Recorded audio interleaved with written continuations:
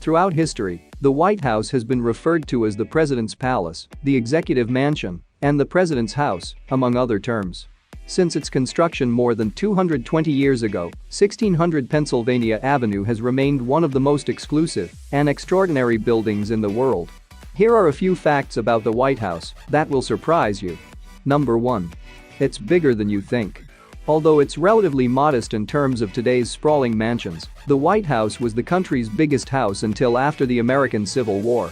It has 132 rooms and 35 bathrooms on 6 levels, as well as 412 doors, 147 windows, 28 fireplaces, 8 staircases, and 3 elevators.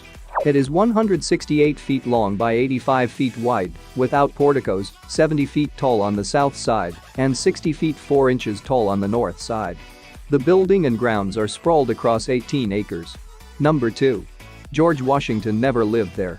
In 1791, our founding father and first U.S. president chose the site where the White House would be built and also approved its final design.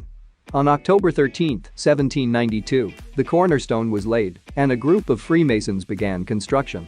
President Washington, whose term ended in 1797 and who died in 1799, never had the opportunity to live in the presidential palace. President John Adams and his wife Abigail moved into the unfinished house in 1800, becoming the nation's first couple to live there. Number 3. It was torched by British soldiers. During the War of 1812, British soldiers invaded the White House in 1814, setting it aflame in retaliation for U.S. soldiers who were torching buildings in York, Ontario. The fire completely destroyed the interior and roof of the building. President James Madison called for immediate reconstruction, summoning the return of the original designer, James Hoban. Madison and his wife were never able to return to the White House, but reconstruction was completed in time for newly elected President James Monroe to move there in 1817. Number 4. It didn't have an official name until 1901. Although it's been the official residence of all U.S. presidents since 1800, the building was informally deemed the White House until President Theodore Roosevelt used it on his stationery in 1901. Prior to that, it was referred to as the President's House or the President's Mansion. Some theorists say that the name originated after the fire of 1814, when the smoke-stained walls were painted over with white paint, although historians state that this myth is largely unfounded. Number 5. It's rumored to be haunted. A myriad of presidents, first ladies, staffers, and guests have reportedly seen ghosts lurking in the rooms of the historic building. The ghost of Abigail Adams has been seen heading toward the East Room, where she used to hang her laundry, and First Lady Mary Todd Lincoln had told friends that she had heard an angry and defeated Andrew Jackson stomping and swearing throughout the building's many halls. Of course, the most notable ghost comes in the form of President Abraham Lincoln.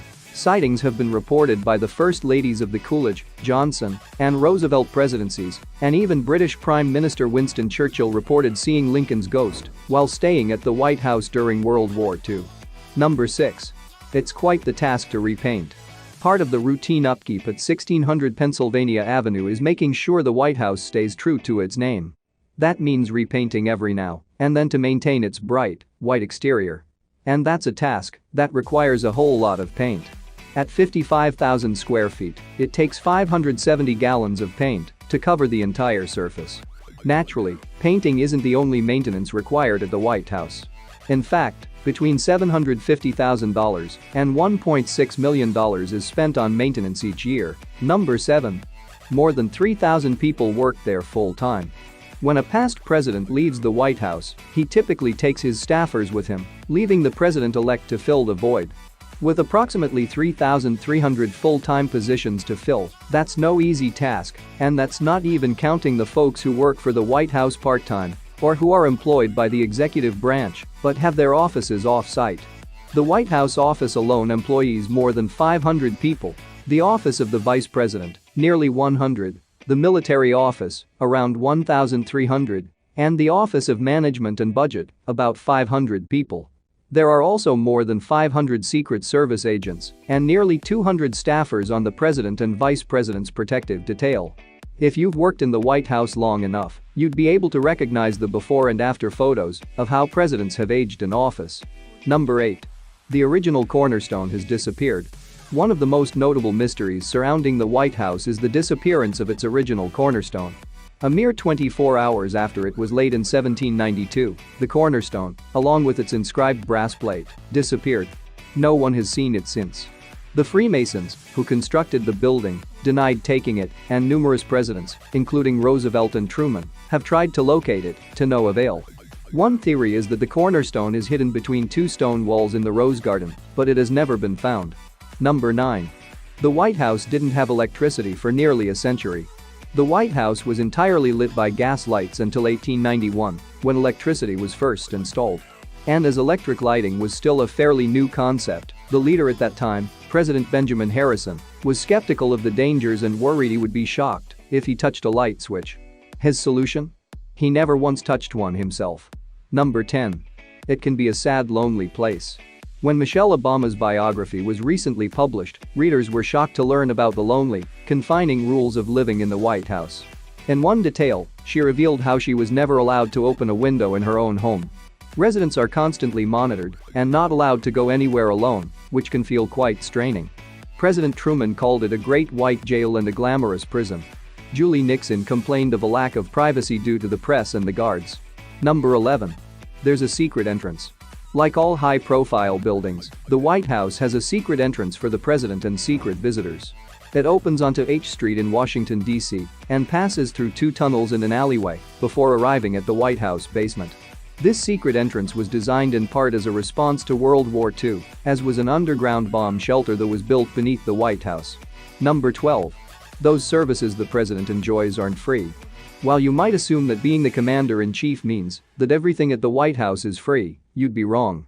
In fact, presidents and their families pay for meals, dry cleaning, hair, and makeup, and staffer for parties. Number 13.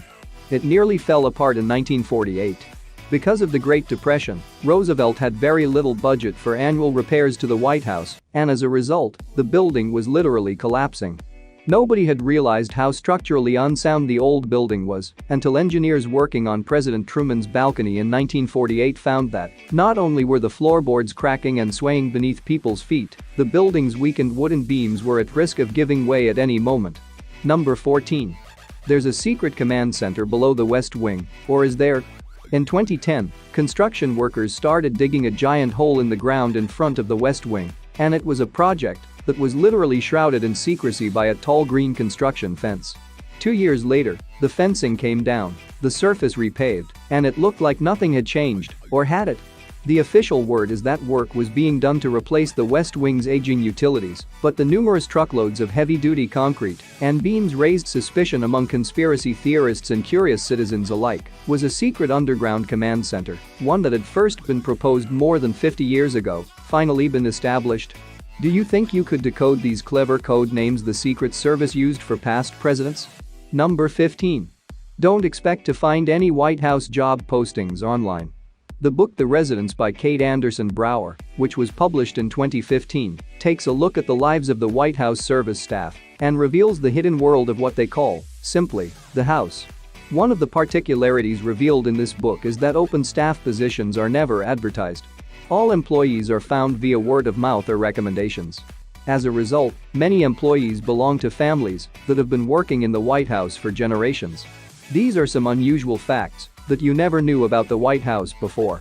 Please like the video, subscribe to our channel and press the bell icon to get our more videos.